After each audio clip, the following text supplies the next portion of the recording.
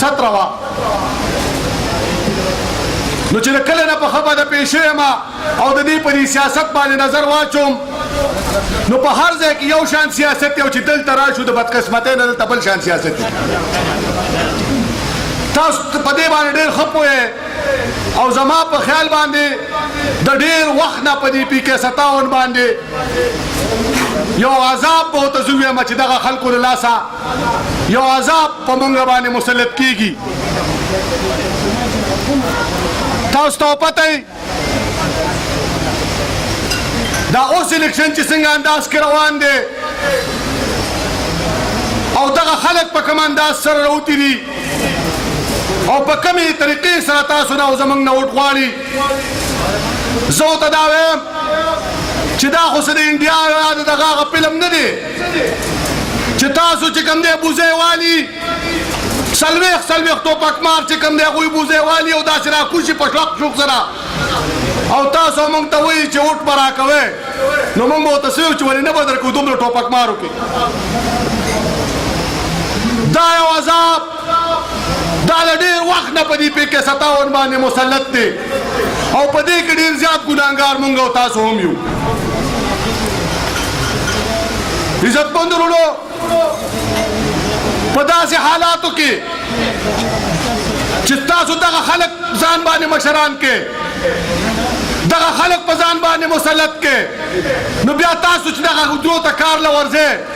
د هغوی هغه دیرو ته کار له ورځئ نو تاسو په کوم انداز کې ورځئ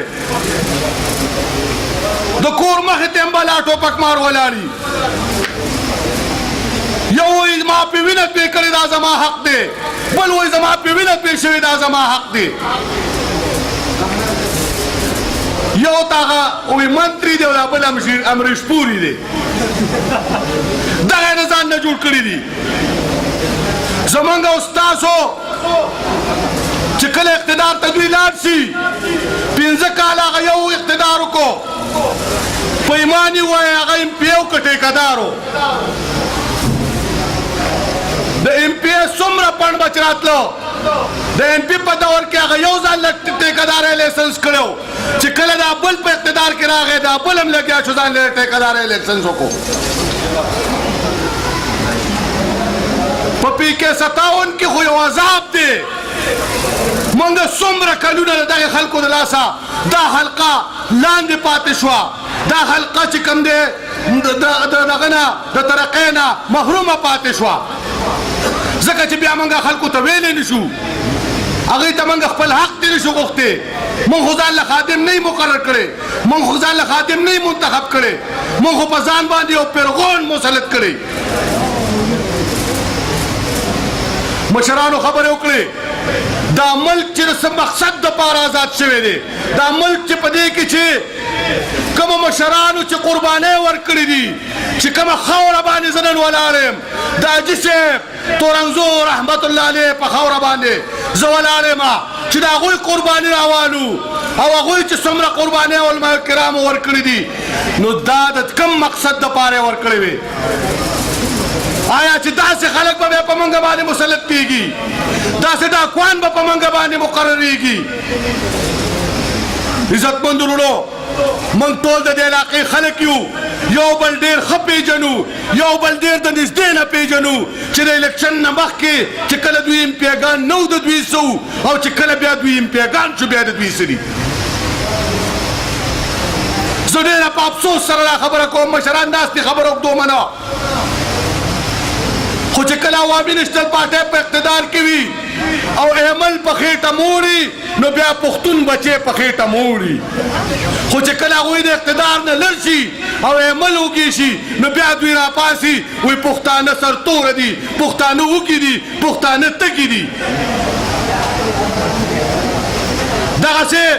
دلته منګه خدای پاک په یو غضب باندې اړولي وو په مشر خان او په کشر خان او بیا چې شمالي اشنغر ته لاړ شو هلته هم یو مشر خان او بل کشر خان چې کوم دی په منګه مسلط دی ټول عمر دغې خانانو ټول عمر دې نوابانو زما او ستا د دې بچې وینې زه وې وڅکلې خبره مختصر کومه خبره په زړه باندې ډېرې زیاتې وخت کمی او د وخت کمی په وجه باندې زما غریبانانو وروڼو نن که د عمل ټوخی وکړي هغه لندن ته علاج لځي نن که سکندر ټوخی وکړي هغه لندن ته علاج لځي خو په چارسدي هسپتال کې زما د دې بچي د سرنج دغه نشته دوایي نشته ډاکټر نشته نن د هغوی بچي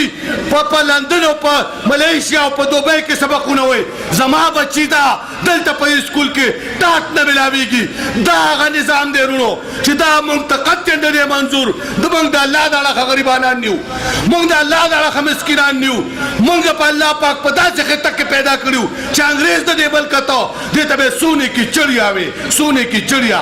دا داسې وطن دی وروڼو خو که موږ نن خوار یو نن زما بچې بهر دی نن زما رور بهر دی خپلې ځوانۍ په سعودي او په دوبۍ په ریګستانونو کې تېر کړئ د دې عمده خانان او دا نوابان دا خانان د 400 او یاو کالو نه زما استاد دې بچي ویني اوسکلي او یاو کالو راسي دا لګیا دي په ما او تا باندې اړم دي وروڼو دا وخت راغلی دی 25 تاریخ نن به واده کوو په دې ماسخوتن باندې به واده کوو د الله سره به واده کوو د دې خپلو مشرانو سره به واده کوو راپاسو به 4-5 ورځې پاتې دي